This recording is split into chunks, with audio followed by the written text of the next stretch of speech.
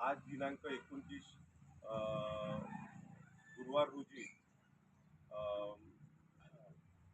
काही पार्टी सर्कलच्या महिला आज भेटायला आल्या होत्या. त्यांच्या प्रश्न असे आहे का त्यांना ग्रामसेवक सही देत नाही आहे. भरपूरदा चक्कर मारून पण त्यांचं काम होऊन नाही राहिलं व त्याचप्रमाणे त्यांना श्रमिक कामगार कल्याणकारी मंडळाचा फॉर्म भरण्याकरिता भरपूर प्रमाणात त्रास चालला.